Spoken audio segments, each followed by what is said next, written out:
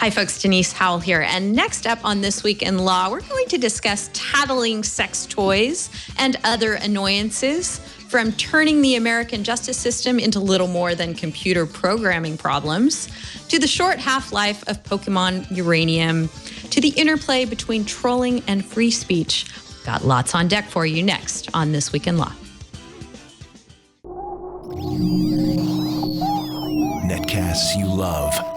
From people you trust. This is Twit. Bandwidth for This Week in Law is provided by CacheFly at CacheFly.com. This is Twill, This Week in Law with Denise Howell, Emery Roan, and Mike Keys. Episode 357, recorded August 26, 2016. Swatted while sex toy phoned home.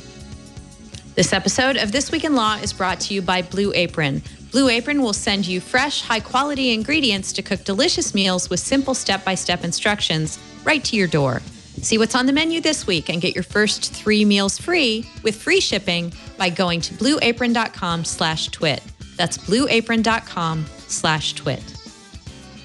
Hi, folks. I'm Denise Howell, and you're joining us for This Week in Law. So glad you're here. We have a great show for you, much to discuss. My 2 awesome co-hosts are with me this week. Mike Keys is here. Hello, Mike.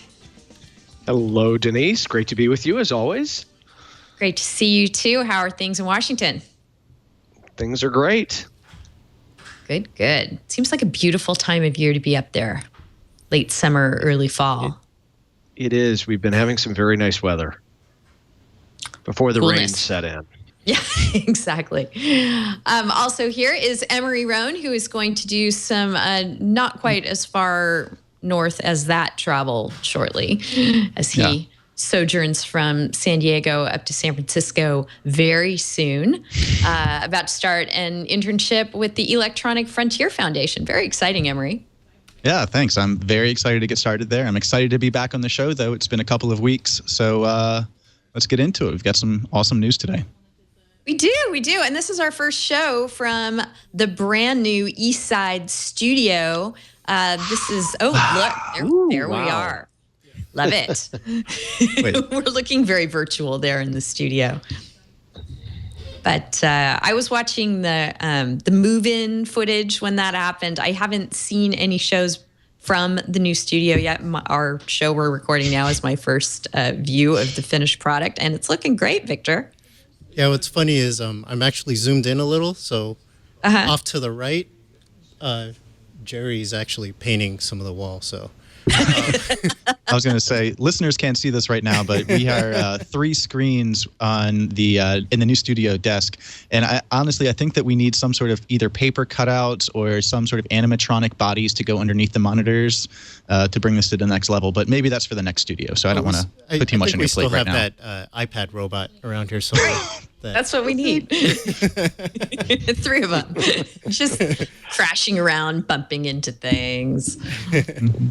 I'd love it. All right. And I love you guys so much. It pains me that we're going to have our very first discussion today about hate, but that's what we're going to do. There's no one I'd rather discuss hate with than folks I like so much. We're going to talk about Twitter and elsewhere online becoming honeypots for a-holes, and the interplay between free speech and harassment online, because I think things are getting to a point where at least I'm personally kind of stunned by what's going on and where the level of discourse has gone. And I think that sites who host the discourse have their hands definitely full. So let's look at this through the lens of free speech and the First Amendment.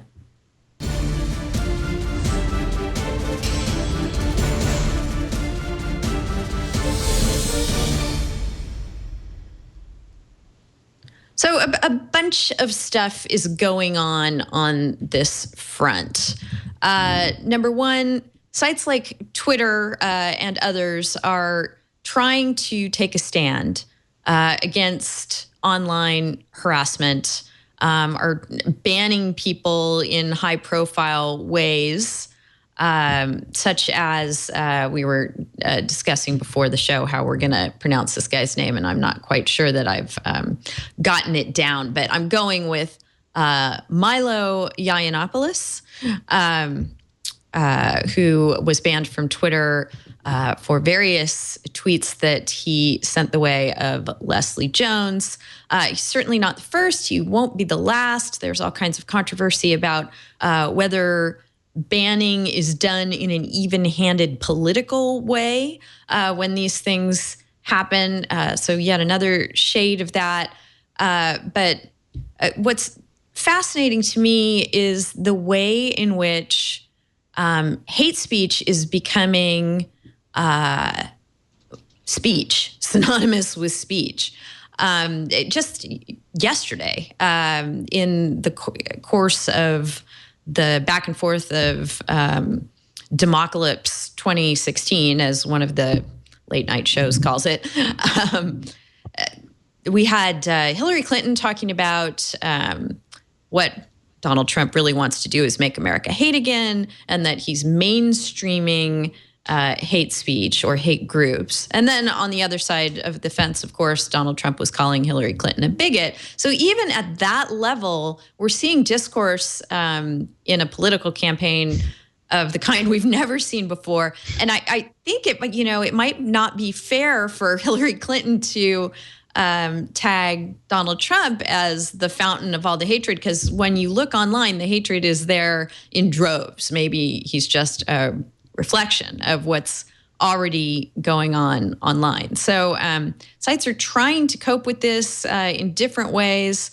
They do have philosophical boundaries that they probably don't want to cross in allowing a certain amount of speech that otherwise, that some sites might ban because it's crossed too far into harassment, and others might say, no, we have to give our users a platform to say what's on their mind. Also coming into this, and here's where the First Amendment does come into play, is cloaking all this hatred in a mantle of journalism. If you are reporting what one person on Twitter said to another, does that rise to the level of First Amendment protected journalism if what you're also doing is a whole lot of other harassment? So that's sort of the context that I wanted to bring to this discussion. In addition to Milo Yiannopoulos, that's what I'm going with for purposes of this show.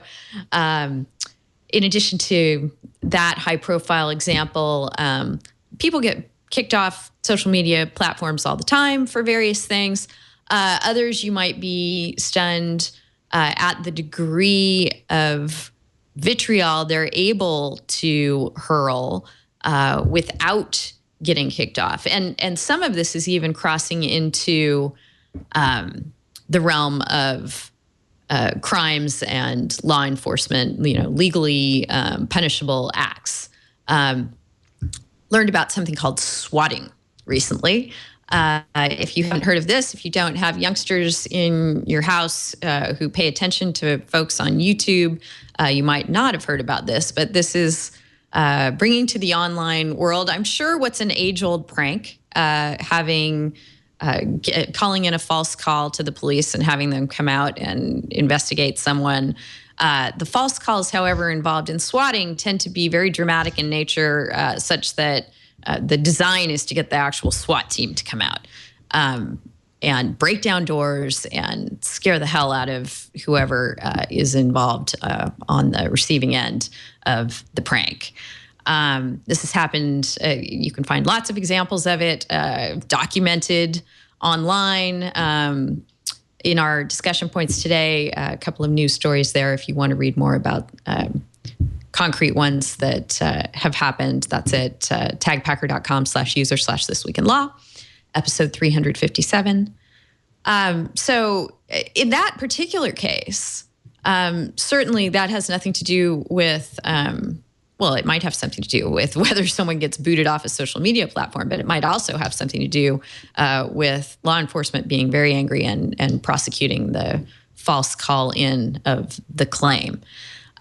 So against that background, I just wanted to toss it out to Mike and Emery and see what they think about the state of online discourse and how sites can or should or must deal with the fact that the rhetoric is getting really, really elevated. Again, I don't spend a lot of time hanging out in YouTube comment sections or making vitriolic YouTube videos back and forth with other YouTubers. But my understanding is that comments like drink bleach or KY, short for kill yourself, are completely commonplace. And, you know, I hate to sound like the 50-something mom that I am, but this is what our kids are growing up with. And, in my day, our web pranks were restricted to Rick-rolling and website defacement. Exactly. And doxing someone was, you know, the realm of people engaged in black hat hacking and not legions of fans of a particular YouTuber who might, you know, suggest, oh, no, I would never say you should go dox that person. And then the person gets doxed. Mm-hmm. So what's going on here, guys? And what can sites do about it? Yeah, I mean, I think you bring up some excellent points really across the board, you know, on the subject of normalizing this discourse. Yeah, I'm not sure if you can necessarily blame Trump or, you know, that Hillary's accusations that Trump is normalizing this for everyone is necessarily accurate. If not, it might be accurate, but I don't think that you can necessarily blame Trump for the hate that you're seeing on the internet. Yeah, you know, that goes back forever. I think that, you know, Twitter is in a really interesting position in that a lot of these people, like, for example, the Milo Yiannopoulos situation that we're talking about someone that has millions of followers. And when you start dealing with that economies of scale, it just seems, yeah, someone somewhere is going to say something really, really awful. And, you know, I said pranking earlier, but, you know, let's be clear, this is online harassment. You know, it's definitely really actually injurious to people. People are really hurt by this. Even if you're not, you know, swatted, you can still have people that are, you know, assaulted by these people for days or weeks by, you know, legion of jerks on the internet that are just saying awful, awful things. Where does that come down to? Is that just the fact that the internet has sort of always created that that barrier between the person that's committing these or saying these awful things and the perceived victim? You know, I think that a lot of these swatting instances are probably, you know, when we talk about trolling, a lot of these trolls are doing it for the lulz. They're doing it just for fun. They don't really have a connection, understand or appreciate, I guess, the connection that these things have to real people. But yeah, it's real. It's really bad. You know, you know, we have a video in the show notes, I think, that shows, you know, SWAT officers literally destroying a front door and throwing a flashbang grenade and running in, guns blazing, while there's, you know, I don't know, 14-year-old girl with her, you know, lying on the ground with her hands over her head behind the couch, because this is just something that happens because they stream video games. You know, how dare they? So right, and that one's captioned "Keemstar swatted my friend." And again, you know, I have no idea if this is something that it's pretty easy to just take publicly available SWAT team busting down door footage and say that that actually this was something that happened in response. You know, I don't know how easy it is to fake these or not. My understanding is that it's because our SWAT protocol has you know, certain policies in place that, you know, require people to go out if there are, you know, certain reported crimes. You just, you know, from what I've read, people will just call up and you say, this person has a shotgun and he wants to kill police, or this person has an automatic rifle and they want to kill people. I mean, those words alone are enough to just automatically require SWAT to be deployed. So is that a problem necessarily with our SWAT policies? Are we a little too ready to roll out SWAT? At the same time, obviously, if there was a threat made or called in about someone holding a gun, you would want SWAT to deploy immediately. So, you know, it's a a line that we're not really sure where it is right now. And yeah, I don't see a good solution to this. Twitter obviously is a private company. So do they have, obviously the discussion of censorship gets brought up every time this is brought up. Is this a free speech? What is the a prior restraint or prior restriction on free speech? Well, it's a private company, so Right, and that's something we try and reinforce over and over again on the show, because I think people get confused that that private companies and private platforms have to comply with the First Amendment by making themselves available as a public forum. And I think that there is some sentiment to quote the dude, this isn't a First Amendment policy issue, Walter. Right. In policy circles that maybe, we might see some law develop where different places over time have been designated public forums and therefore speech can take place there, and a certain amount of speech has to take place there.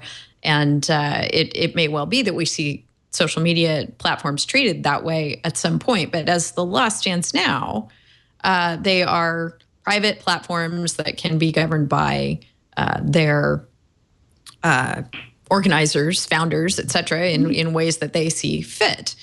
And don't have no constitutional compulsion to make speech even-handedly available. The government is usually on the receiving end of free speech requirements. In other words, the government is not allowed to restrict speech, but Twitter is, unless that changes. And again, I've seen comments by FCC commissioners saying, "Hey, we may need to think about these online forums as public forums." I mean, certainly, when you think about it intuitively, that's exactly what they are. So, what I get concerned about is though that these kinds of actions are being undertaken not just for the lulz, but for the money. That the platforms are giving people the opportunity to have millions of followers and a good income by engaging in acts that are harassing and sometimes illegal, and that becomes their brand. That I get the feeling that some of these YouTubers are sort of taking Stephen Colbert to the next level. That they're playing a character, a terrible, awful, hateful character where they abuse their fans and others and things. And it's all just because of the drama that induces. And, people are so stunned and shocked that they can't look away from the screen. And sure, in some cases don't want to. Mike, what do you think about all this? Yeah, I mean, I think there's a lot to unpack here. As you all have noted, there's so many issues. I think your point is a good one, Denise, that we need to differentiate the discussion or I guess bifurcate it in a couple of different ways. One, as you noted, the First Amendment, because these are all private companies, the First Amendment doesn't apply. That only applies to government action that's trying to restrict speech in some way. So legally speaking, what Twitter and YouTube are doing when they're trying to censor or otherwise control viewpoints or content on their sites, it's perfectly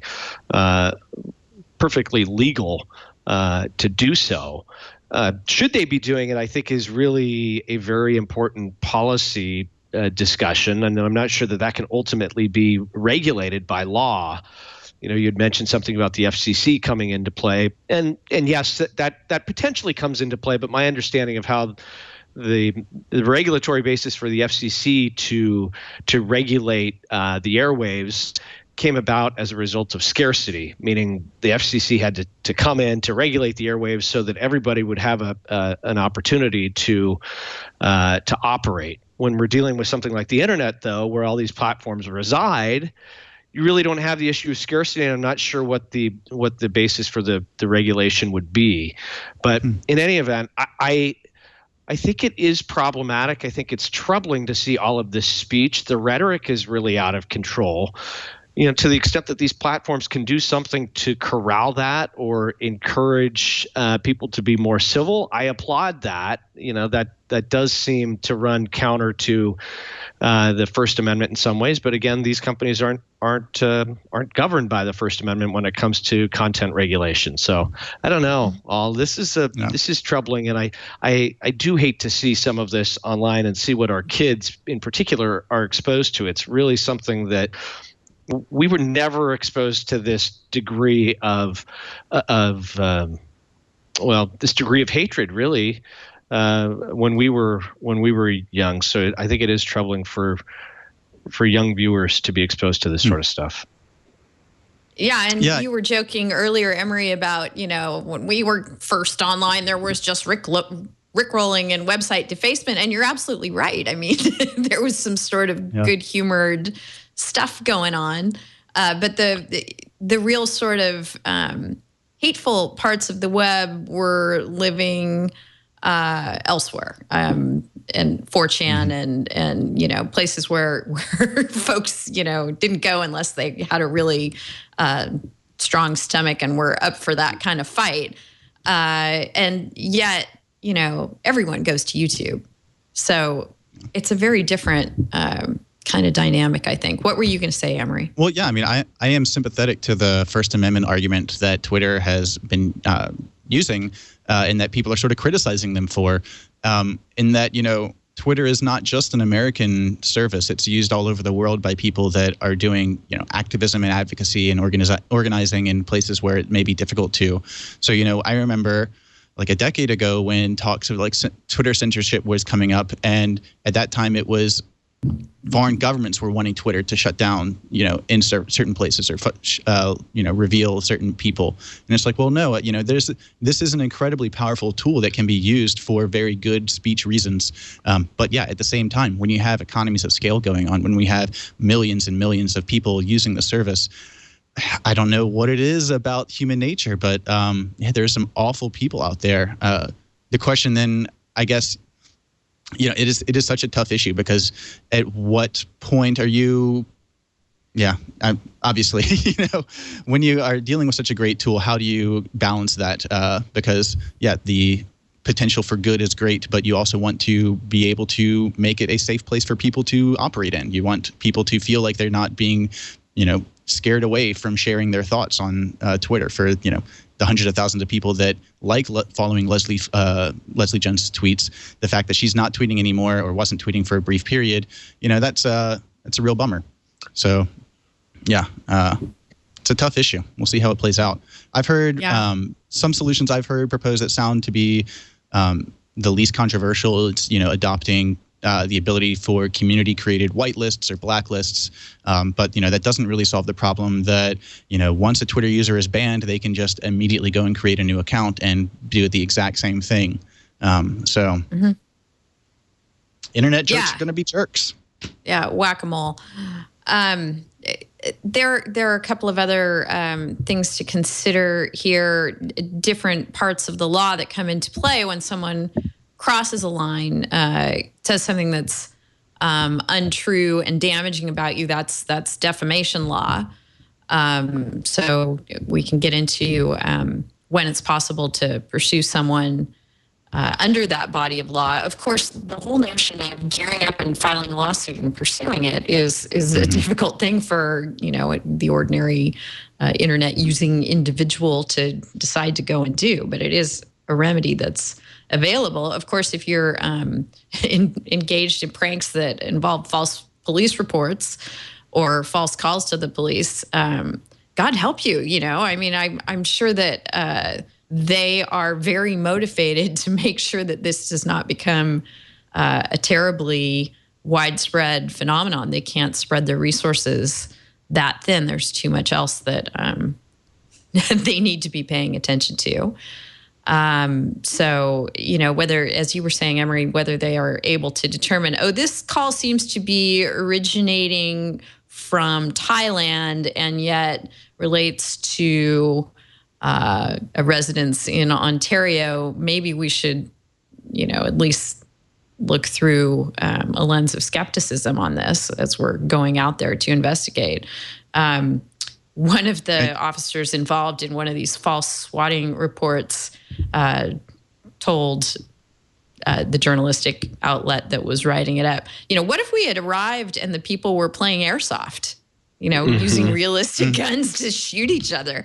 We'd have a couple dead kids. Yeah, that could have gone very south in a very bad way. We have an article in the show notes about a couple guys that were streaming Pokemon Go. This is like the least confrontational, the least violent game that you could ever be streaming. They're streaming to, a relatively small group of people, I think, and they're, they were swatted while on the stream live. They're in the park bench, and they said that, these two guys saw police pull up across the street, had their rifles aimed at them, and their thought is, oh, please just don't do anything dumb. Because, there's real dangers here. People get shot when people are swatted. It is super scary. The idea of this happening to me is, So, right.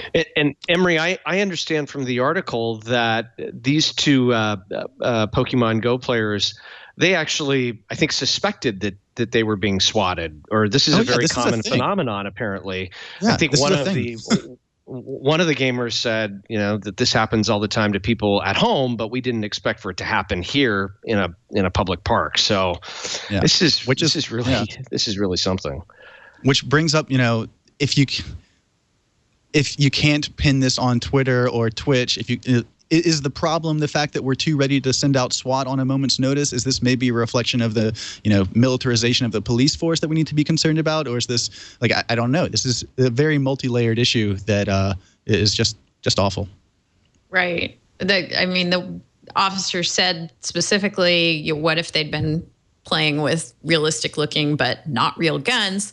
What I thought when I read the Pokemon Go streamers account was, they say at the end of that piece, oh, the officers were really nice and understanding, and they listened to us when we said, oh, we think we've been swatted, quote unquote, we've been pranked, and you have too. But what if they hadn't been, a couple of docile-looking white guys in a park in the daytime? Bingo. This could have gone a different way.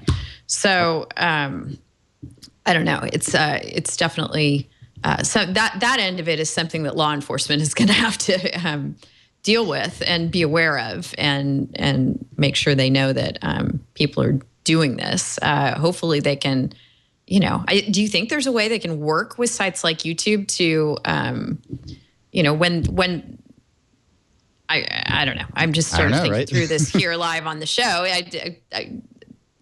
There may be no breadcrumb trail left behind before someone gets swatted is the problem. There's no, video saying, hey, let's swat so-and-so. So there was on the Pokemon Go instance, a user chimed in the chat, hey, people should start listening or start watching in about 5 minutes.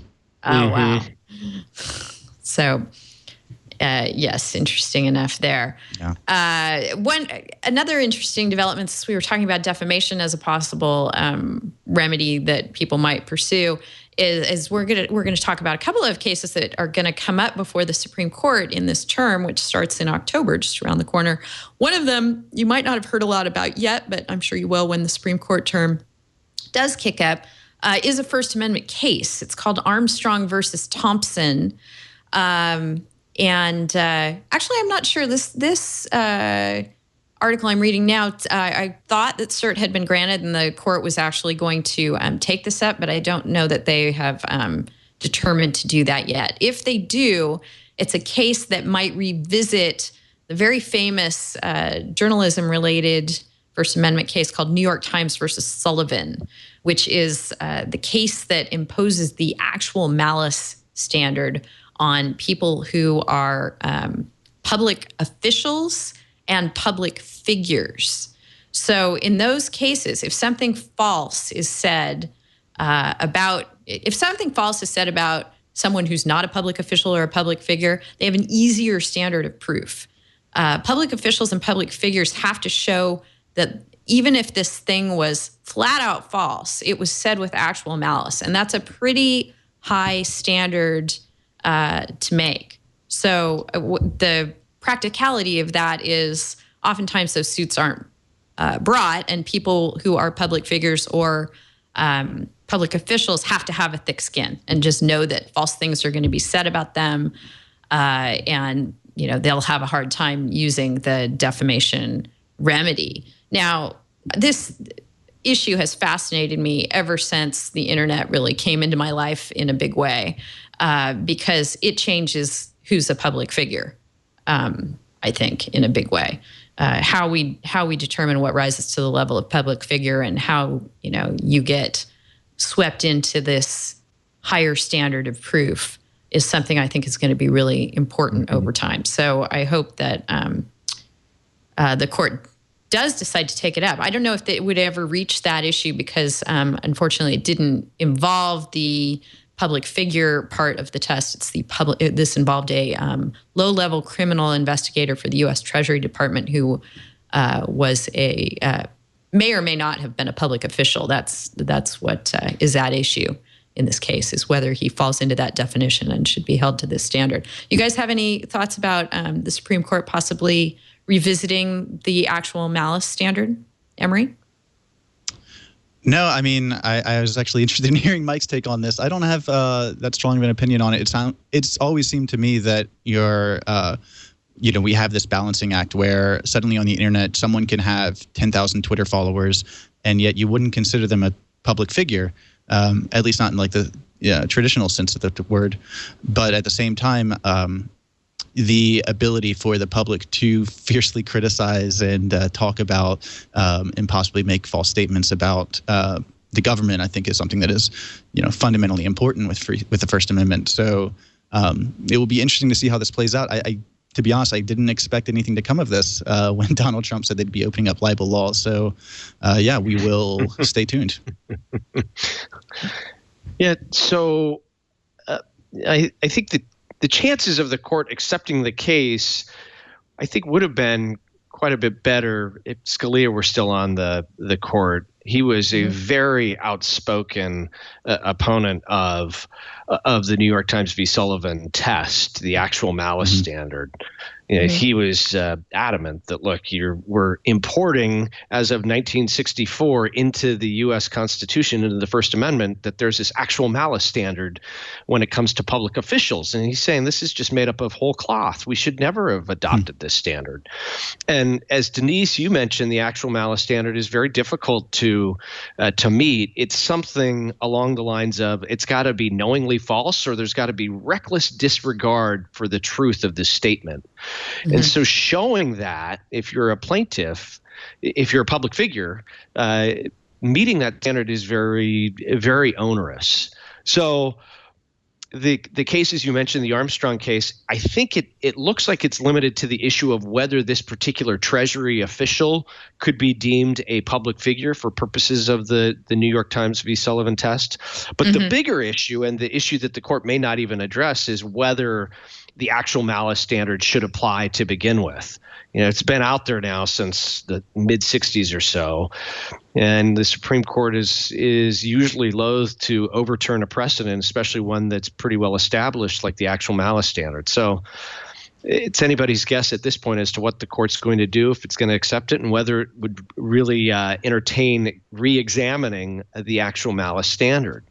It does.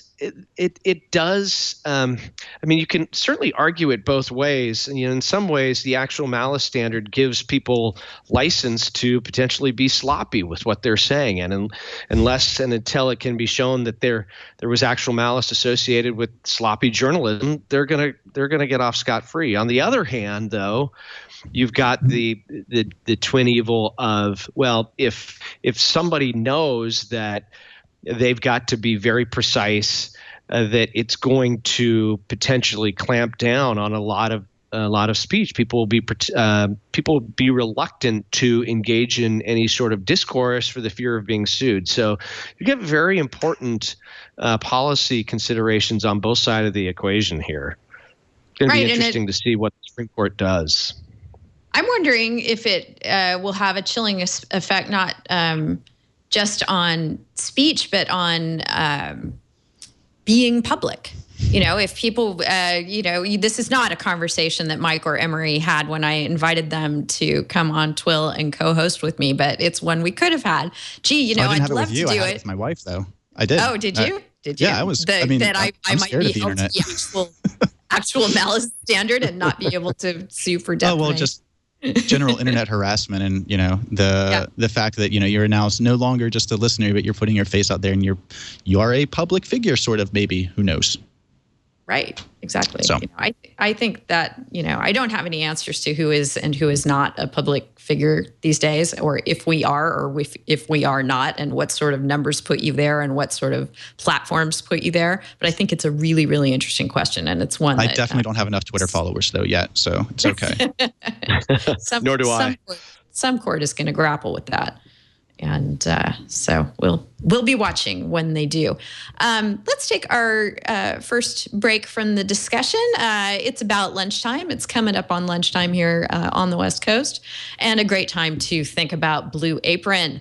So I'm happy to get your juices flowing there.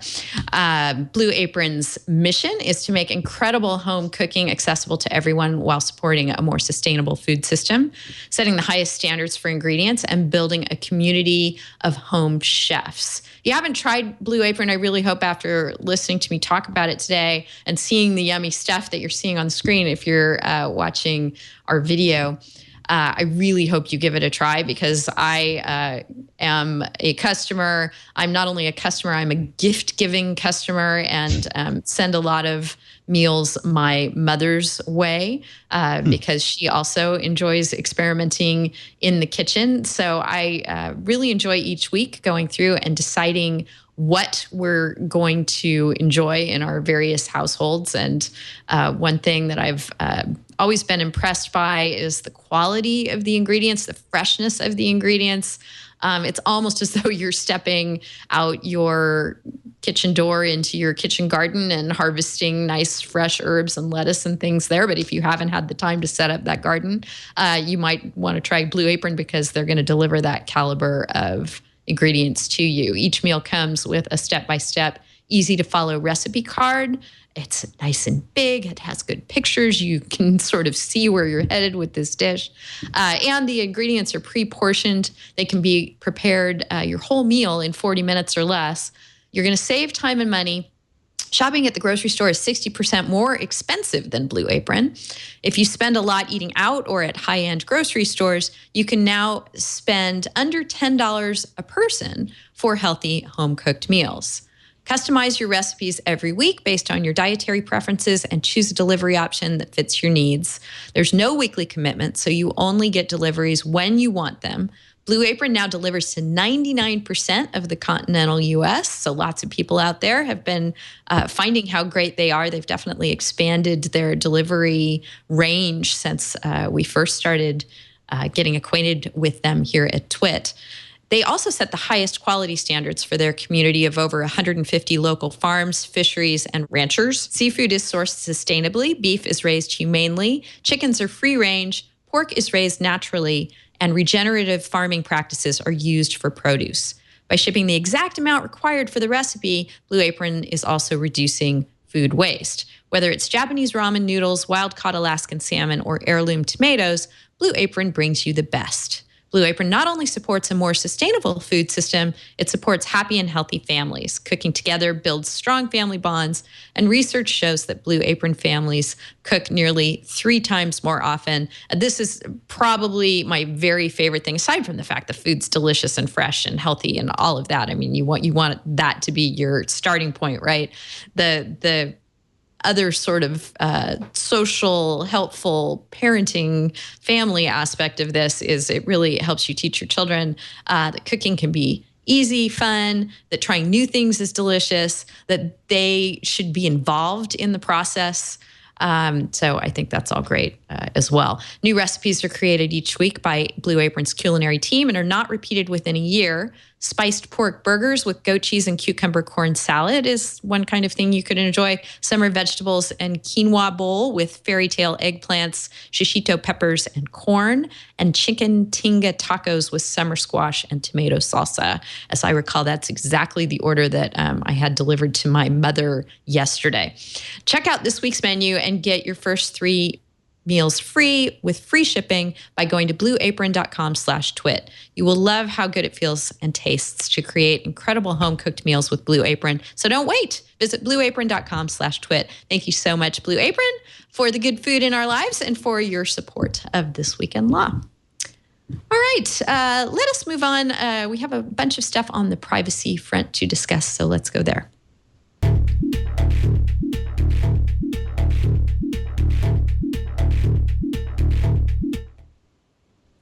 We've been sort of up at the 10,000-foot level talking about online discourse and civility and what's allowed and not allowed under website policies and under the law. I kind of wanted to have a similar discussion about the Ryan Lochte debacle. And do it through the lens of surveillance and privacy, because what struck me about this as it was all sort of unfolding and people were outraged about what happened with the swimmers and the story that they told that was proved false by, guess what, surveillance video at the gas station where the incident went down. And it had me thinking about people's conduct and behavior in a world where everything is captured by a camera somewhere, which is something clearly the Olympians who told tales down in Brazil about what happened to them weren't counting on. You would think that people growing up in today's day and age know that cameras are pretty much always trained on them in public places, but maybe they thought that wouldn't be true in Brazil. I don't know. I'm not inside their heads, but what it made me think about was if they had known the cameras were there, would it have altered their behavior? And is that a good thing? You know, do we want people who might otherwise commit really, really heinous crimes? And I'm not saying that that's what these guys were, but hypothetically, let's think about things worse than causing damage at a gas station. Let's think about the terrible kinds of crimes involved in, oh goodness, what's the, I'm spacing on the name of the movie that involved Tom Cruise in pre-crime. Minority Report. Minority Report, yeah. So the whole premise there was if you could suss out who was going to commit a crime and stop them beforehand, you know, is that where we want to be as a society? And I kind of think that cameras everywhere lead to a similar dynamic, that perhaps people might alter their behavior just because the camera is there. And does that mean we have a lot of potential homicidal, terribly violent people running around in the world who are just checking themselves because they know they're likely to get caught? So that's why I stuck this in the rundown and think there is a technology law aspect to the whole Ryan Lochte story. It wasn't him, just the other swimmers too.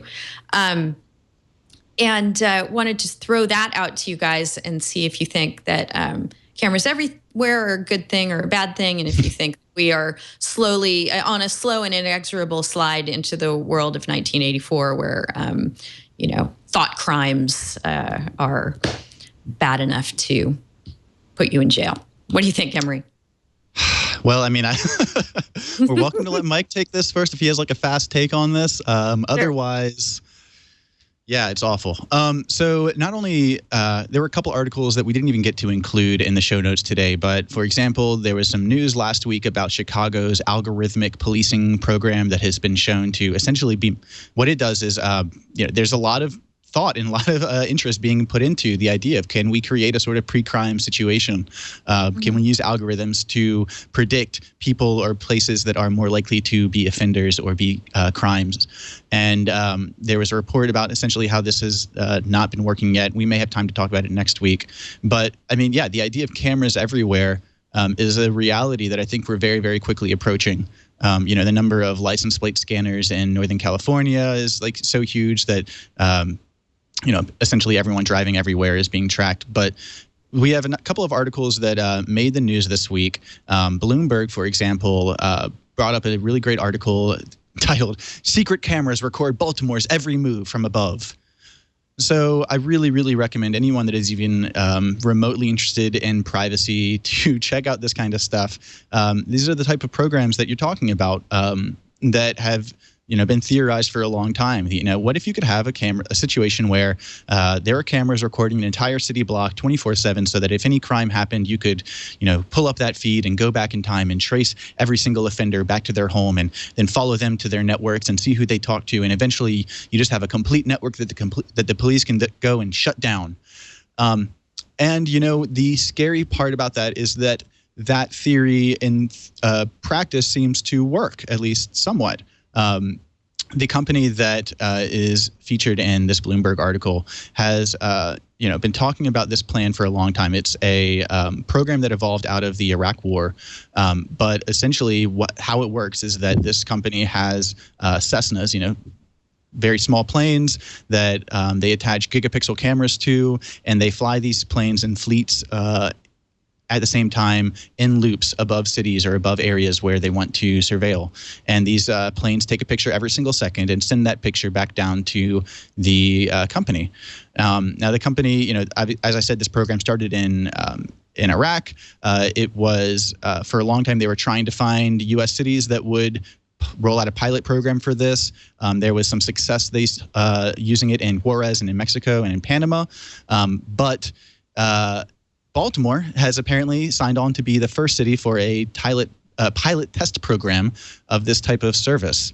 And it's pretty alarming. I mean, if you are concerned with the idea of Big Brother, this is exactly the science fiction dystopia idea of Big Brother.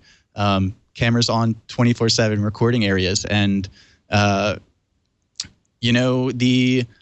on your original point, Denise, of whether or not this is a good thing or not, I think that's really up in the air. Stopping murderers is a great thing. There was a great Radio Lab about this very company last year. There was a really great Nova episode about this company about 5 years ago, and they have used this service to effectively capture criminals that have done heinous acts, that are murderers, that have killed old people. Like this is, no doubt capturing bad guys. But at the same time, the capability here, I mean, it does make you shudder, I think. I think that most people, it makes you concerned. Because, how many people do you trust with this kind of power? Like if it's a military context, if we're in a war, okay, I can see, we're in a war. Go ahead and use this software. If we want to stop car bombings or, root out terrorism, okay, I can be okay with that. You know what? Okay, so we're going to bring it back to the, maybe the NSA or the FBI can use it for super serious, or, Homeland Security can use it for terrorists in America. Okay, maybe I'm okay with that. But, I mean, this is Baltimore PD. These are, they're using it to stop dirt bike gangs in Baltimore, which, they're, upsetting and can be violent and can be disruptive. But where does it end? How many That's times the thing that concerns me. We saw, whether it was GCHQ or the NSA, examples of individual operatives using this to look at pictures of, scantily clad women, or to track exes, or to track victims. Like this kind of power is so huge. It would be really great if we could at least just have a discussion about this, or be open and transparent about rolling this out. Which is not really the case. This is an expose in a Bloomberg article. And in the week since it's come out, Baltimore PD has said, we're going to continue to use this. And by the way, these were rolled out after the Freddie Gray riots. So these were protests. These were specifically targeted on protesters.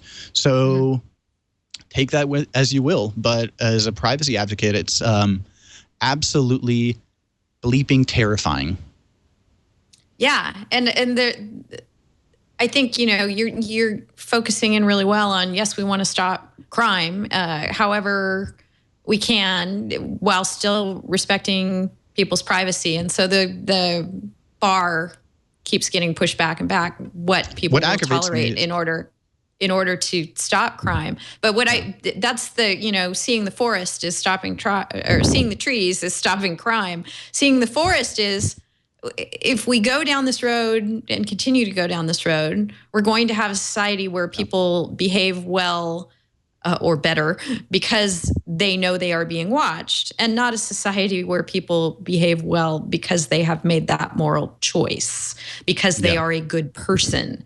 And I'm also, just to share with you all, reading Crime and Punishment at the moment, Dostoevsky's Crime and Punishment. So I'm all about getting into the head of someone who makes a terrible, dastardly choice, and some what the motive. Summertime reading. Yes, exactly. So what the motivations are, and how we, it's the whole book is social commentary about how you but I think it's important approach to those say that choices. This is really a new territory. I mean, okay, so I'm going to be playing the biggest devil's advocate right here. This is not my view, but it's very successful. It's very, very successful. If someone in the chat, Natalie Gray, said, "I rather have security at the cost of privacy because privacy in a public place is a myth. Real security, not fake government security." And the idea being that, okay, well, we as a society should have these debates, have these discussions. First of all, talking about the erosion of the expectation of privacy, this is we have seen a continual erosion of the expectation of privacy, so that even if you are in your house, you might not have a valid expectation of privacy if there are, for example, pieces of your roof that are missing that allow police officers to see marijuana plants that are growing into your building, in your house. That is something that apparently people do not have an expectation of privacy for, because we now have the technical capabilities of being able to see that from a helicopter. Anyone could do that. So suddenly your expectation of privacy is, disappears, because we now have the technical capabilities to infringe on it. And I think that is, if we continue to go down that route where we say that people only have the expectation of privacy that, that is so limited by the technical ability to look into it, then I think that's going down the wrong path, because ultimately we have the technology to look into anyone's house, to do anything.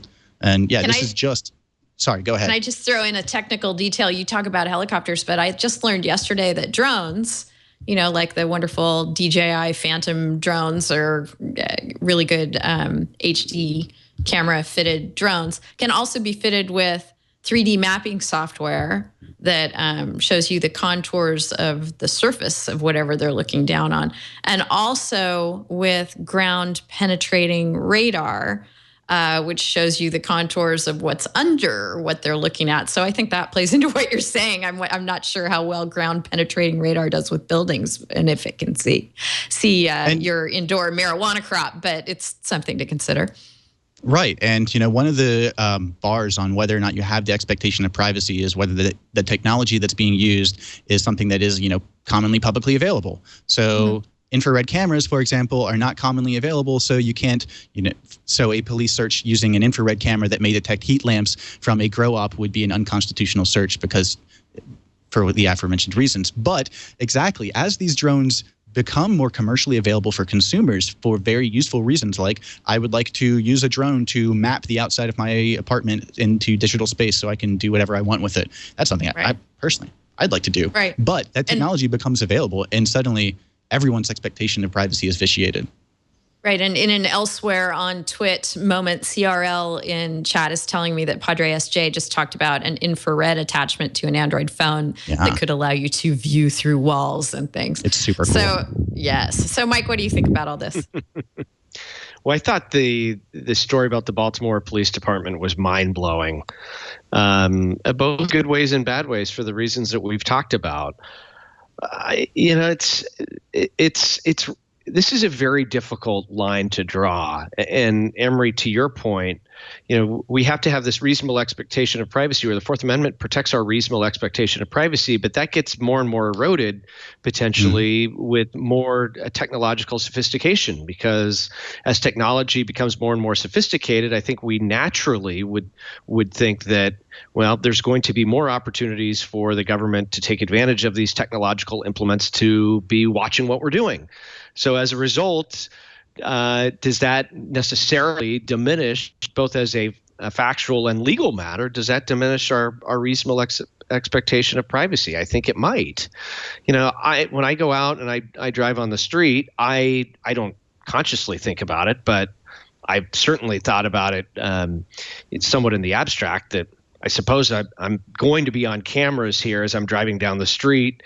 And, I think that if the government wanted to, it could probably stitch together my whereabouts when I'm out and about on a given day. So, there's obviously pluses and minuses associated with that. I think really where the line's got to be drawn, at least at this point, regardless of the technology involved, is if you're in your house, if you're in your home, it seems like that is the place where the reasonable expectation of privacy is still at its highest. And regardless of what the technological innovations are, nobody expects that their home is going to be invaded unbeknownst to them through some sort of technological means or subterfuge. So I don't know, guys. This is really interesting.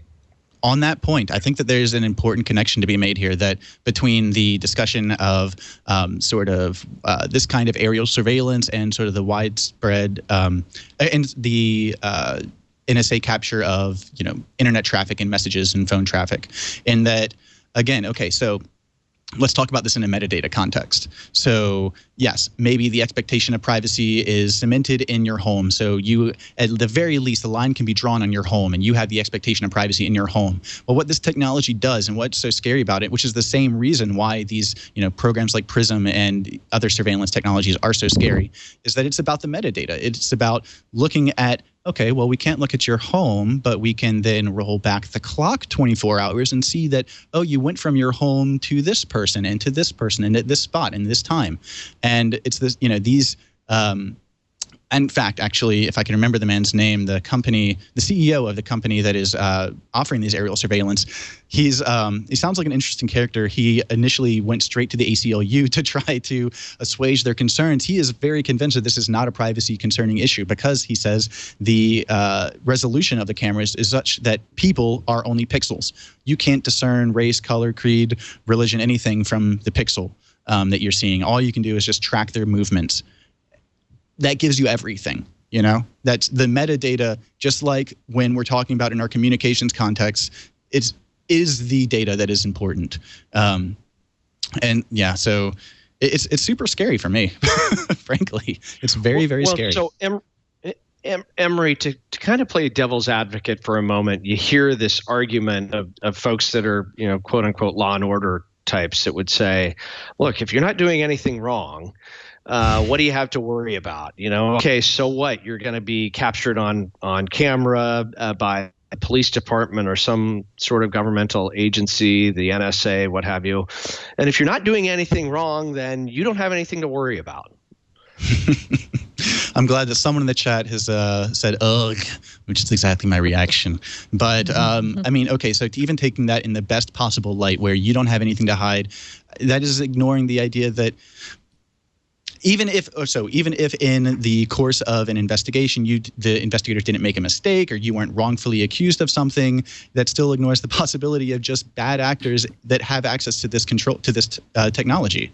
Like I said, when the GCHQ had to shut down their programs that were turning on webcams to spy on British citizens because they found out that, surprise, surprise, the people that were checking these videos were hoarding all the pictures of naked people and couldn't avoid just trading these nudes across the office. And so, like, I have no faith that this kind of power is just about absolute omniscience and the global movements of a city wouldn't be abused in some way. What's to stop a politician from using this against a political opponent, or a police force from using this against anyone.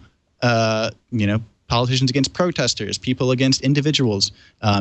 There are predators in positions of power that could use this to prey on victims, whether we like to admit it or not.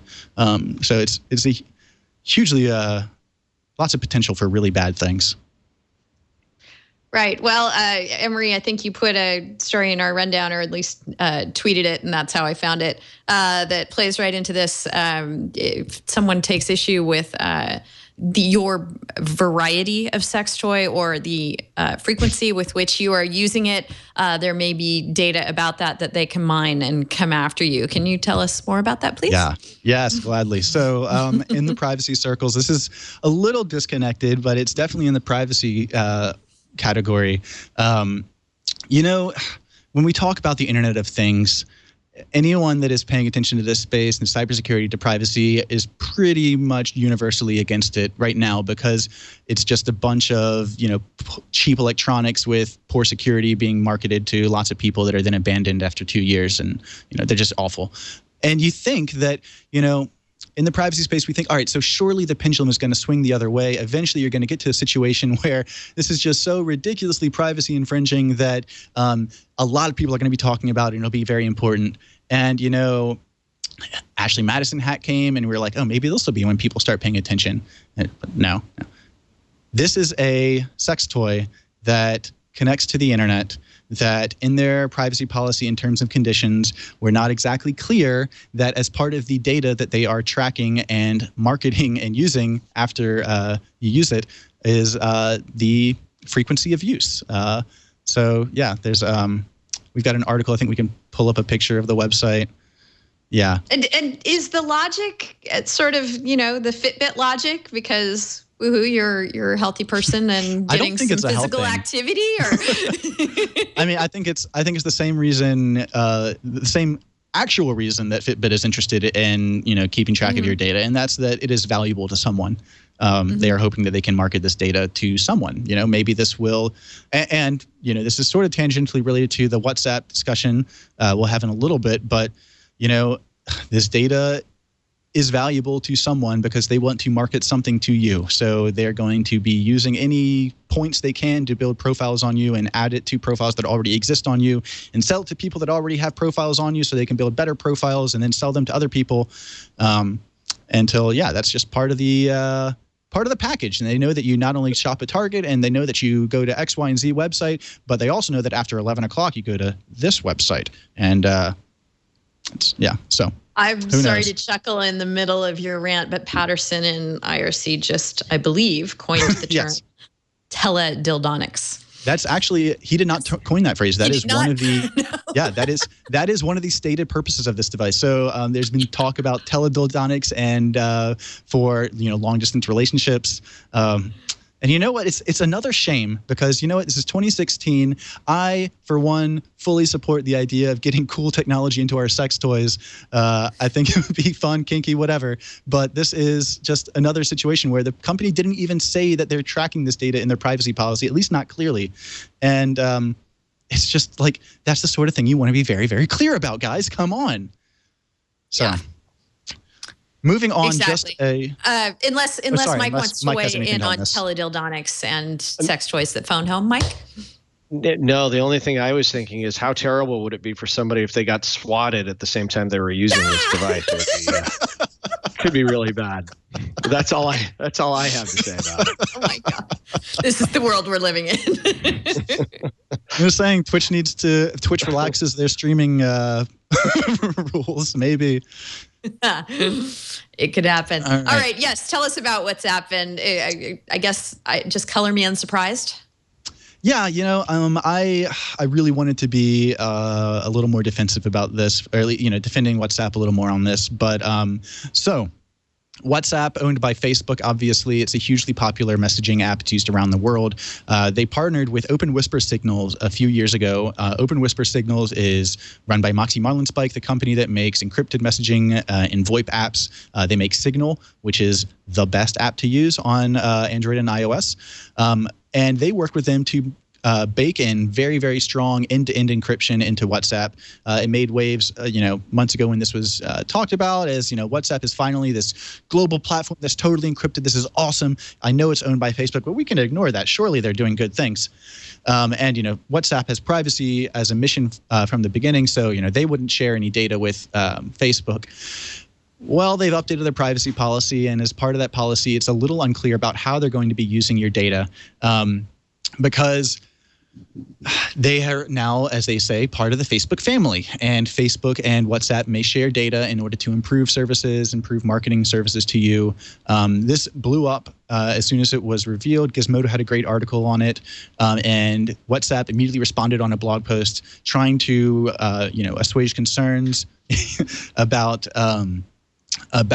their mission. And they said over and over again that don't worry. Facebook does not have access to your messages. Your messages are encrypted. What Facebook has access to, though, is, your metadata. So it'll know how you use our app, not what you use our app to say specifically. And this, like I said, this goes back to the whole debate about surveillance and whether or not metadata is important, because the data that Facebook does get is your contact list. It gets your frequency of messages. Facebook can use that data to, add it to their Facebook profiles that they have on you to market services to you better. So, I mean, without putting on too much of a tinfoil hat, I think it's easy to imagine a scenario where someone that, an activist or a protester in a foreign country that they need protection, they need security, they need privacy, are using this app to communicate privately, but because the metadata goes back to Facebook, Facebook has used it to build a more complete profile of their network. And Facebook can use that network for, whatever Facebook wants. And as we've seen before, governments are able to sometimes get access to that data as well. So, I think the global internet reaction was, oh, color me surprised. WhatsApp is now giving data to, Facebook, the company that owns it. It is a real shame because, the potential for very good encryption sent out to millions of subscribers is definitely there with WhatsApp. And, the contents of your communications are secure, but again, that's that metadata. My takeaway from this is just use Signal, guys. Just use Signal. It's so awesome. It's open source. It's free. It's been audited. It's for iOS. It's for Android. They have a Chrome app. It's awesome. Please go use it so I can talk to everyone encrypted. But yes, it's you've another situation. You've mentioned that a lot. So much. It's sort of our perennial resource of the week. So yeah, we can add it. Sorry. Yes. Hoping that it does, again, as you say, it's open source, it's decentralized, it's not owned by anybody. So I think that's right? Yes. Well, no, it is. Yes. I don't know if actually owned by anyone. I know it's open source and audited. So hopefully we'll never have to color ourselves unsurprised again. As Moxie Marlin Spike started Open Whisper Systems. Open Whisper Systems owns that. We developed it at least, so should be safe. But this is another situation where, privacy policies, they're super important and they're not necessarily as clearly written as they should be. WhatsApp, went through pains because I think that they feel like they are being misinterpreted here. I do think that WhatsApp at its core probably does have a privacy focus. They certainly seem to have in the past. I don't think that Moxie Marlin Spike would have worked with them otherwise. And that's sort of why I want to give them the benefit of the doubt as much as possible because of the work that they did with Signal, with Open Whisper Systems. But, that being said, when you look at their terms and conditions or their privacy policy, it's not very clear. It says things, I could pull it up right in front of me, but it says things like, we may use your services to improve our we may use that data to improve our services. Your messages are always protected, and you have management, or you can manage who has access to your contact list. But it doesn't necessarily say how you manage your contact list to make sure that it's not automatically shared by friends of yours. So, yeah. Right. And again, there's always the issue of I started to get into the issue of who owns it because who knows what management of the app will decide, of any app. I don't mean to pick out or pick on Signal, but any place that you're putting data, you have no guarantee that that data is going to stay in any way sacrosanct down the road. And most terms of service make it clear that you don't have that guarantee. And there are times when the government gets upset, and companies have been swatted for their misuse of customer data in these sort of changing hands situations. But, it's just something to be aware of. Sometimes it's going to happen and your data is not going to be where you thought it was when you started using the service.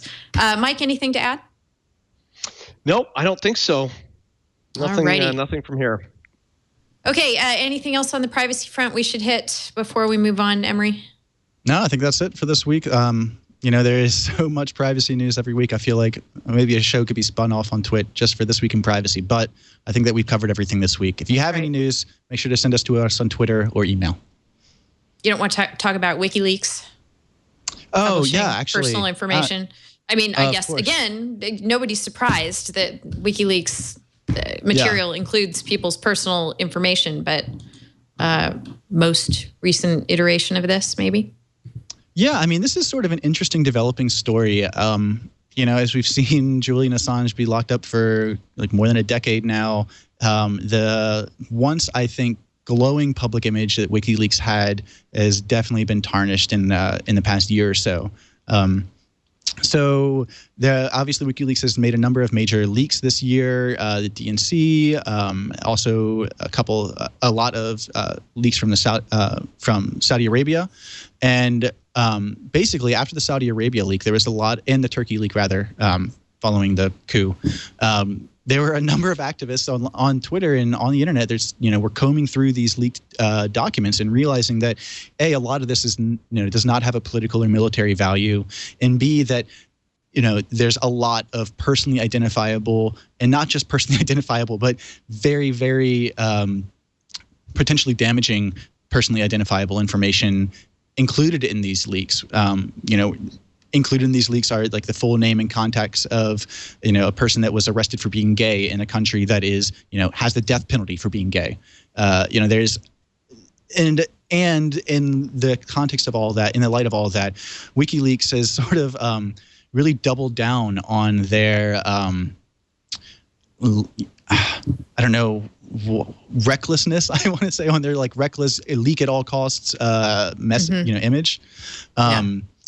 You're seeing them. First of all, I'd like to know. I feel like in 10 years, there's an interesting article to be written about a behind-the-scenes story of what's going on with WikiLeaks' Twitter handle and social media managers, because it feels like WikiLeaks for Twitter is just getting really abrasive and it's for example, there's a Snowden tweet here. This is Edward Snowden, someone that is clearly on WikiLeaks' side for the most part ideologically. He said, democratizing information has never been more vital, and WikiLeaks has helped, but their hostility to even modest curation is a mistake. That seems entirely reasonable. I think that almost everyone would agree. And WikiLeaks responded, at Snowden, opportunism won't earn you a pardon from Clinton, and curation is not censorship of ruling party cash flows. Yeah. Okay. So I'd say that's doubling down. Yeah. So yeah, they're doubling down. My take on it is you've got the head of your organization has been locked in a room for more than a decade. It's no real surprise that he might be narcissistic and paranoid. Of course, dealing with the parties that WikiLeaks is dealing with, I can also sort of understand them, strapping that tinfoil hat on pretty tightly. But yeah, they are. It's interesting to watch. It's very interesting to watch. And yeah, obviously, to the original article, the idea that government leaks are super necessary more than ever, I think. But yeah, some curation is important. Being responsible leaking is important, because otherwise what you do is you alienate everyone that might have been on your side, because right now no one is looking at WikiLeaks as a good guy. Right. And that's a shame, given what they've done before, which I think is very good. They've done very good stuff in the past. So I feel like throughout this show, the three of us have been expecting and demanding a degree of responsibility and civility from the players and the stories we're covering that we may be disappointed in. And we may have to get you guys been on the internet long? Do you really know what's Yeah. We need our first MCLE passphrase for the show. We put these phrases in the show in case you are a lawyer or another professional who likes to submit our show as a way that you can get professional education credit in your field. We have some information on that for lawyers in the United States at wiki.twit.tv/thisweekinlaw. Find our show page there, and we've got a whole chart for you of how you might go about doing that in the various jurisdictions of the U.S. We put these phrases in so you can show someone who wants to know that you actually watched or listened to the show instead of just writing it down on a list. Our first phrase for this episode is going to be Faraday walls. I suggest we might all have been thinking of wrapping our homes in something, or at least that our could, sex toys. Yes, it could evade 3D mapping, ground penetrating radar, anything that can hear or smell what's going on within them. So Faraday walls, also not just our MCLE passphrase, but lucrative startup idea. So go forth, make it happen. Let us move on to, we alluded to things coming up to the Supreme Court. One of them is going to be the perennial favorite Lens versus Universal case involving music. So let's talk about Hollywood music and entertainment.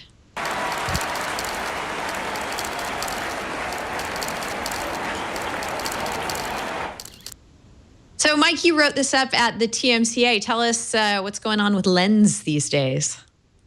Right. So this, of course, is the copyright case that keeps on giving. Lens v. Universal, as I think probably all of our listeners know, centers around the posting of a video on YouTube involving a 28-second clip of Prince's Let's Go Crazy playing in the background, and the little baby was dancing around. Ultimately, Universal told YouTube to take it down under the DMCA takedown notice provisions. Ultimately, Stephanie Lenz thought that there was not a sufficient basis under the Copyright Act. And what she did is ultimately filed a lawsuit under Section 512F of the DMCA that said that Universal, or alleged that Universal didn't have a good faith belief that the video was infringing. Ninth Circuit ultimately last fall, as we've discussed before, held the first court to hold so in the court that, or in the country rather. Ninth Circuit held that in order to have a subjective good faith belief, you need to look at the alleged infringement and determine if there is a fair use associated with that. And so that's what the Ninth Circuit held. So the appeal that Lens is now asking the U.S. Supreme Court to weigh in, even though I think by and large Lens prevailed before the Ninth Circuit. Ultimately, there was a question of fact as to whether there was a subjective good faith belief, and the case was sent back down for trial. So what Lens is saying here in its filing to the Supreme Court is, look, the Ninth Circuit got it wrong, because under the DMCA, if it truly is a subjective good faith belief as opposed to an objective good faith belief, then you could claim as the copyright owner, look, I had a subjective good faith belief, according to Lens, no matter how bizarre that belief is, so long as you subjectively held it, then you are immune from liability under the DMCA. And one of the examples that Lens's lawyers used is you could potentially consult as the copyright owner with a fortune teller. And so long as that fortune teller told you that this was an infringement and you subjectively believed that was the case, then you're immune from liability under the DMCA. So what Lens is arguing for here and asking the U.S. Supreme Court to step in, Lens is saying, court, this should be an objective standard. It shouldn't be subjective. It needs to be objectively reasonable. And so that's really what they're asking the court to decide. They're saying this is a case of nationwide implications, and that it's very important because you've got a platform like YouTube where lots and lots of content resides, and we need to kind of clarify the rules of the road here under the DMCA. So that's essentially what Lens is asking the Supreme Court to do. Right. Do you agree with their position in making that request that the Ninth Circuit decision is as open-ended as they say it is. Do you agree with the fortune teller argument? Well, I think, let me say this. I think Lenz's lawyers they're great advocates, and their writing is absolute first rate. I do think, though, and Emery may disagree with me, I think that there's maybe a little bit of they've overplayed it a little bit here because, one, this is the very first court in the country that's come out with this decision as to the subjective good faith belief and that you've got to assess fair use.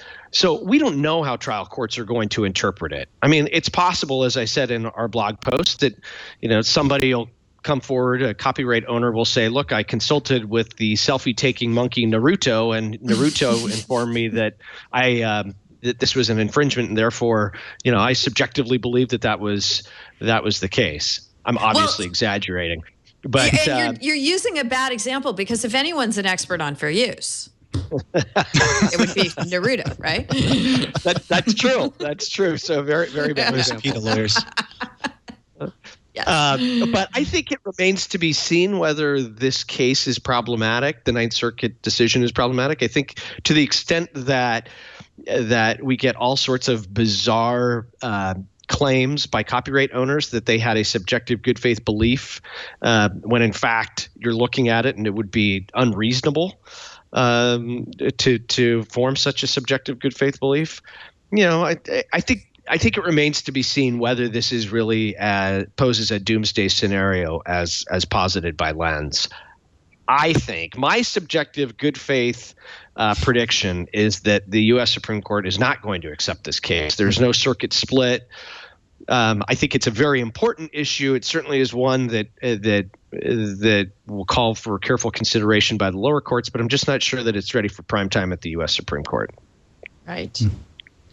Emery, any thoughts on Lenz going to the Supreme Court?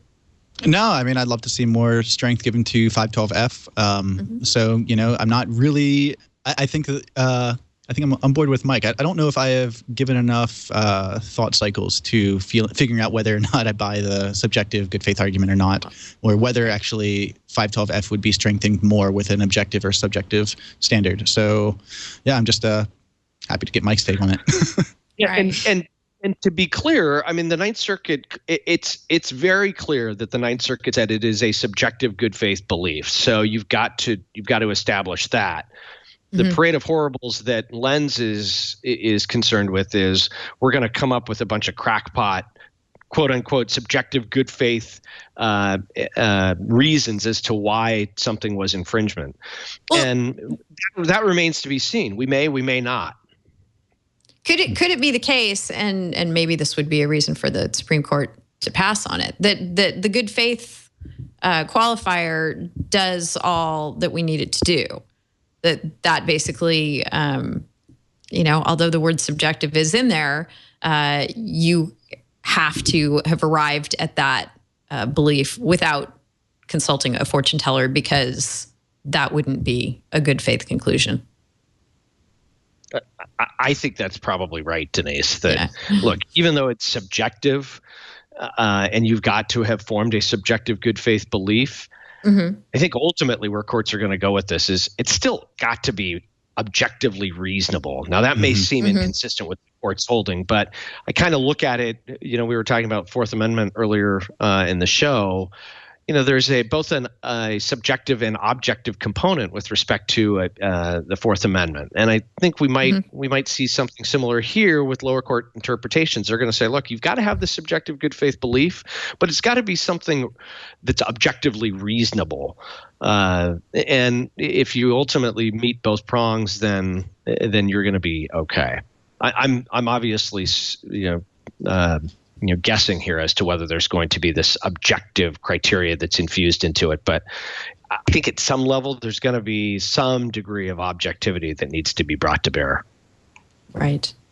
Okay. Interesting legal twist, copyright twist on the Empire show and a character within it, Cookie Lion. This is one that's on my list, my long list of, God, I've really got to watch this show because people love it. And I have not watched this one yet, but apparently Cookie is such a distinctive character that she may actually be someone else's distinctive character who is claiming that they have the copyright in it.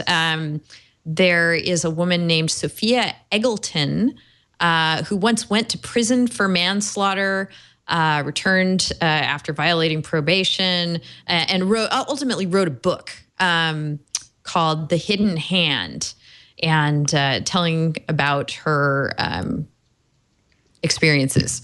And she is now claiming that Cookie was based on her, and that would mean that her own life experiences, and so that the character that she somehow has created for copyright purposes, this character, which Empire's use of it is infringing. Have you looked more closely at this, Mike?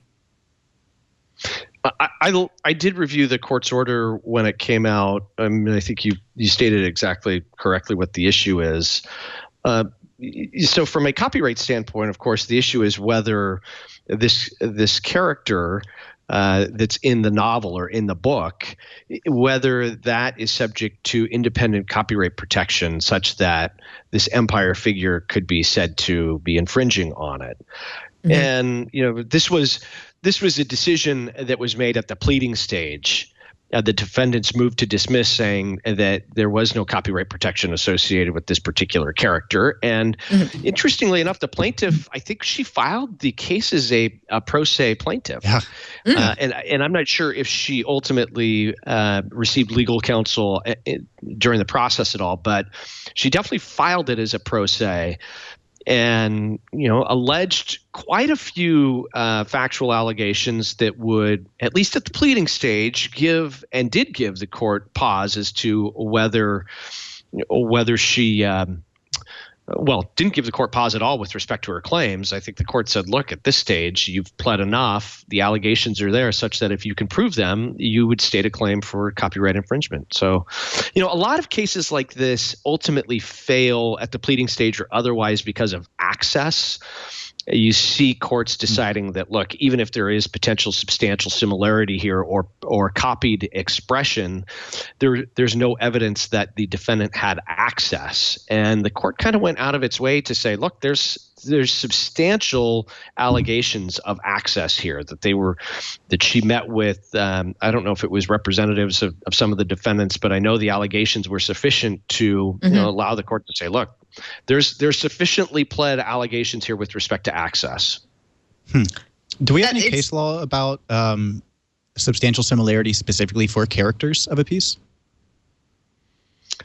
So, I mean, there's a number of cases that deal with protection of characters. I'd say probably the most recent one is the Ninth Circuit's decision in the Batmobile case. Batmobile was ultimately held to be sufficiently distinctive that there can be copyright protection with respect to the Batmobile, essentially adopting or using the exact same reasoning that courts use with respect to characters. I think there's a prior case that comes to mind, Dashiell Hammett's Sam Spade character, I think. I believe that was the subject of a copyright case a number of years ago. But yeah, I mean, it feels like there would be incredibly easy to claim fair use on this. It seems like it's a different name, it's a different person. If nothing else, it's transformative and that it's used in a different context, in a different way than the original character was. Is the market effect really going to be hurting her original book? Even if I'm not sure how a market effect analysis could say that this is not fair use, seeing that the character is not referencing the original biography, I guess is what she's talking about, an autobiography maybe? Memoir? They call it a memoir, yeah. Right. And it feels like it's very transformative. Given there was a memoir, the second factor goes towards fair use as well, since it's less creative and more, factually telling the story. I've actually asked that because I am always sort of confused when name and likeness rights get mixed up in characters and in copyright. So I'd love to hear your take on that. Yeah, and before you get to that, we should note that apparently she's tried to plead a right of publicity claim, and that actually got X'd out of the complaint because she, quote unquote, had not alleged any facts in the second version of her complaint establishing that she has a pecuniary interest or any commercial value in her identity. It seems like that's really the claim that should be made here. And hopefully, if she's representing herself pro se, hopefully she can get that one right and take another shot at getting that claim in the lawsuit. Go ahead, Mike. What were you going to say about fair use? Yeah, Emery, I think you're right that's going to be. I could see two different arguments. I could certainly see that they're going to argue this is sufficiently transformative, it's fair use. But even before they get there, as I think we saw in the kind of foreshadowing through their response here, they're going to claim that these individual elements just aren't sufficiently distinctive. And I think the court acknowledged that some of these are probably not sufficiently distinctive. Some of these elements are not. Okay, so a gangster that kills people, and some of these other stock characters or characteristics of a character may not be protectable. But when you add it all together as a package, you've got the female, the light-skinned African-American woman who has a gay family member, and there's a number of other elements that the court cited saying, you add that all together, you've got something that's sufficiently distinctive, and they've alleged that there's infringement. So, yeah, I think ultimately it seems to me like this might be a tough case for her to prevail on with respect to the copyright claim, because as you pointed out, Emery, it's not like there was it's not like they copied the actual memoir itself. They if anything, the copying is related solely to the character in the memoir as opposed to anything from the memoir itself. So this is a tough case ultimately, but congratulations to the plaintiff. She at least made it through the pleading stage at this point. Yeah. Is this a good time to make a cookie cutter pun, perhaps? Oh, yes, definitely. Go ahead. I think it would be. Yes. That would be our second MCLE passphrase for the show. Also, before we leave the realm of copyright, let's say some final words and have a moment of silence for Pokemon Uranium, which came out last week but then went away. This was a fan project, a fan-made Pokemon game that introduced some 150 new Pokemon alongside of existing official Pokemon. It had been a long time in the making, but Nintendo was having none of it, and it is gone now. So mourn the brief flourishing and passing of Pokemon Uranium. I think there's a very strong community around the game right now, and I know it was downloaded 1.5 million times before the official links were taken down. And there's, of course, links circulating on the webs and via torrents. So I think the game is probably not dead. I mean, it's finished. It's not being developed anymore. They're not selling it. So there's no need for an additional cease and desist to the people that made it. At this point, it's just sort of a piece of cool software floating around on the internet. I have heard from people that have played it that it's really, really good. Yeah. Emery, was there a charge for the download initially, or was it all free? No, it was totally fan-made project. I mean, clearly infringing. I mean, they downright, just took tons and tons of sprites, tons and tons of art, but they also certainly added their own to it. They, created an entire new region that was clearly heavily influenced by, the regions of Pokemon games in the past. There are, for example, there's a character that shows up in every single Pokemon game that talks about how great it is to wear shorts, and so they imported and sort of transformed that character as saying, "Oh, I love shorts." It's a thing, But yeah, I mean, it was totally fan made, and I think that they knew that they were going to get C&D'd as soon as they released it. Everyone knew that. And yeah, sure enough, they got cease and desist, and I think they put up a notice that said, "Well, all right, well, we can't keep sending it around, but hey, we're super proud of how this turned out, and we're happy that you guys are liking it and enjoying it. Here's our forums. Feel free to talk about it." And so, great. Do we know that it was? Reports of its was death it a have been DM? greatly exaggerated. Yeah. Emery, was it a DMCA takedown that was received by the ISP, or do we know any of the details in terms of how that worked? I don't know in the detail. I don't want to misspeak on that one, so I tell you what, I'll find it. Chip Chick has to say about this. Chance Kinney wrote it up there. The developers of Pokemon Uranium say they never got a cease and desist. They got enough takedown notices after publicizing the game to remove the download altogether. Oh, okay. Yes. Interesting. So, yes. All right. I think we are going to move along to our animal selfie of the week. An epic animal selfie, I must say. We might have to play the whole thing.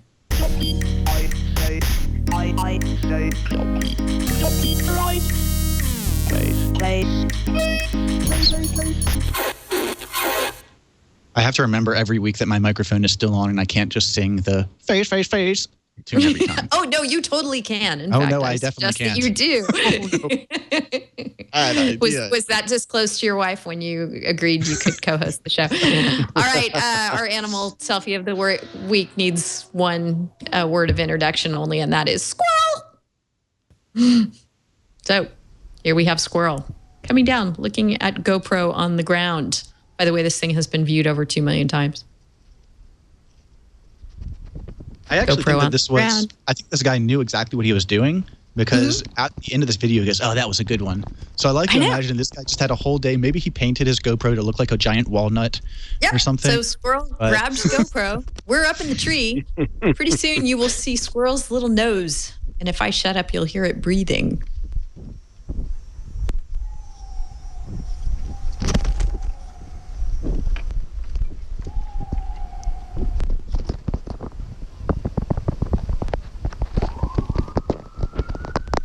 Squirrel.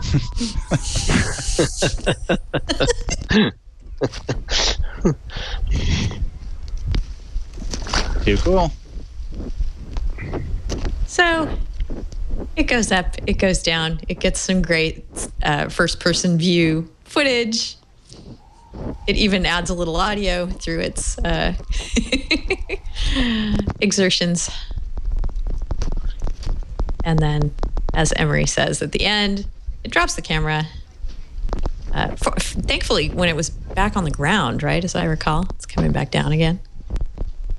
So the camera did not take a huge plunge from the top of the tree. And the guy picks it up and says, "Yeah, that was a good one." And it is.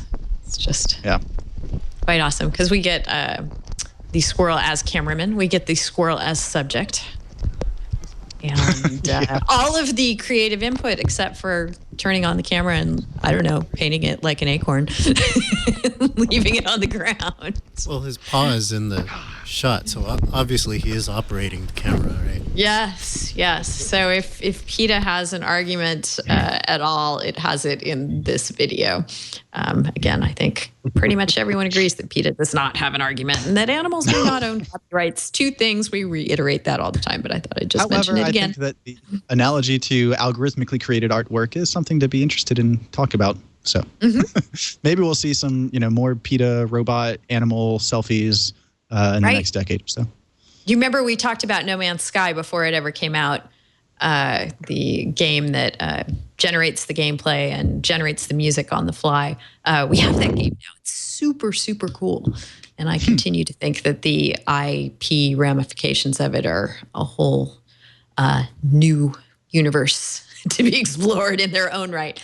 Our tip of the week is if you are going to suffer a pulmonary embolism, you might want to be driving one of the self-driving Teslas. Yes, they've had some problems and actually one person died, but they'll also get you to the hospital. And that's what happened to one gentleman. He happened to be a lawyer. His name was Joshua Neely. He was driving his Tesla Model X from his office in Missouri. And he began to realize as he was driving that he was having piercing pain in his chest. Now, the report I'm reading says rather than call an ambulance, he decided to find a hospital using his car's self-driving mode. My tip of the week is maybe do both, but just in case as a backup.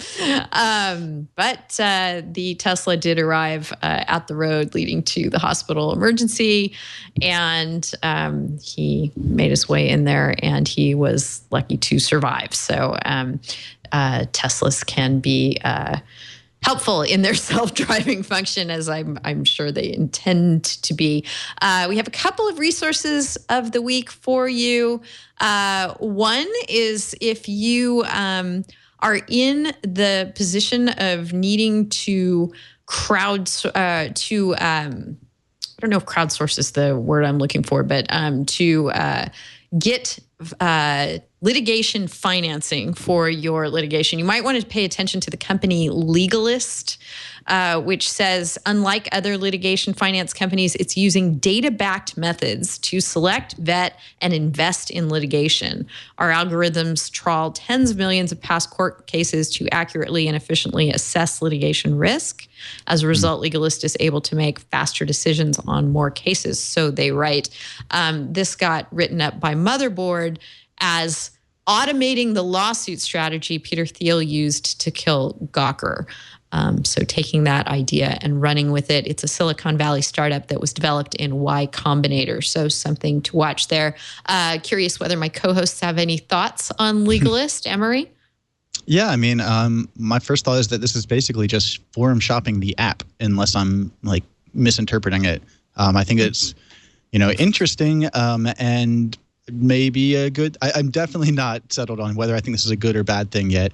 I think it is interesting that it is pointing out something that I think most people probably don't realize or recognize about the American justice system. That is the number one predictor of a case's outcome is the judge's personal opinions and previous, record of cases. So what this app does is it uses algorithms to do the same thing that clever lawyers have been doing forever, to forum shop for the best possible cases in the best possible venues.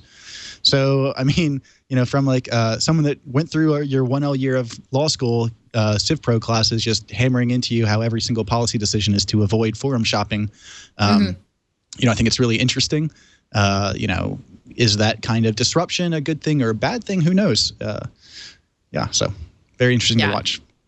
Says they're already taking applications from would-be litigants and will automatically determine when, where, and with what judge to file that lawsuit, turning the American justice system into little more than a computer programming problem. Interesting conclusion there. Mike, any thoughts? Yeah, I think we're going to see more and more of this. I think the opinions are pretty strong on both sides of the equation, not unexpectedly. You've got those that say these litigation financing companies, and now this one that kind of takes it to a whole new level. This just encourages troll lawsuits and clogs up the justice system with all sorts of cases that shouldn't be brought. But then, of course, you have those on the other side that say, well, look, we are only going to take cases that we think are meritorious. We're going to look to take them to the venues where we think we have the greatest chance of success on behalf of clients. So, there's nothing untoward or improper per se about that. As a matter of fact, some are going to say, hey, this is exactly what the justice system in this country is all about. We're trying to, provide access to justice, access to courts, and we're able to fund the litigation of those cases that we think are the most meritorious or advantageous. So I'm a little I think this is definitely something we're going to see. I had the same idea in my Civ Pro 1 class. I remember I was like, what if we made a GoFundMe for third-party litigation? But yeah. So I mean, again, it is on the rosiest tinted goggles that you could see is that we have a huge problem of people that do not feel like they have access to the law, and a lot of that is due to the prohibitive cost of bringing lawsuits. So this is hopefully going to democratize the ability to have access to the legal system. So maybe it'll be good. Yeah. And one other point on it, my understanding is that this is not for garden variety, like tort claims, personal injury related claims. These are for commercial lawsuits, which could, run the gamut from breach of contract claims to any sort of IP infringement. I mean, it could be any host of issues. So could be defamation. Those people who might otherwise sue for false things said about them by mean people on YouTube. It feels like privacy litigation is so hard because it's tough to find victims and it's tough to, try those cases. So, my first thought is, well, this would be really great for helping to find legitimate victims and to, build very good privacy cases that really need to be brought. So. Yeah. Fascinating development, one to watch.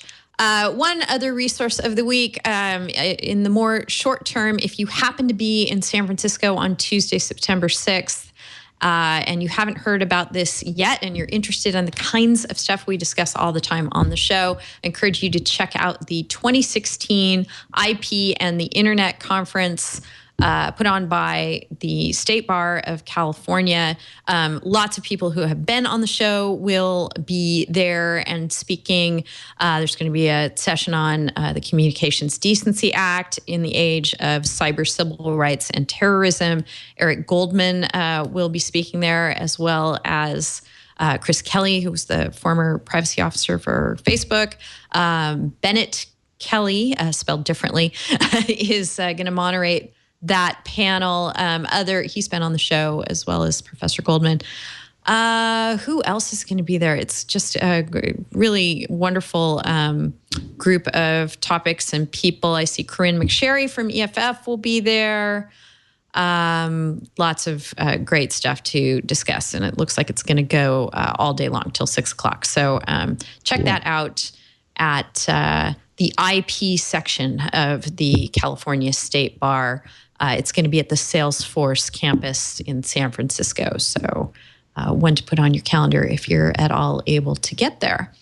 And with that, we're going to go ahead and wrap up this episode of This Week in Law. We have talked about some fun and interesting and crazy and scary stuff. As usual, we do this every week on Fridays. We begin recording at 11 o'clock Pacific time, 1800 UTC. And we love it when you can join us live as we record. But don't worry if that doesn't work in your schedule. You can catch the show anytime you'd like by going to twit.tv/twill. Our whole archive is there. Help for you if you'd like to just not watch on your computer screen, but watch it some other convenient way for you, on your phone, on your TV, however it works best for you.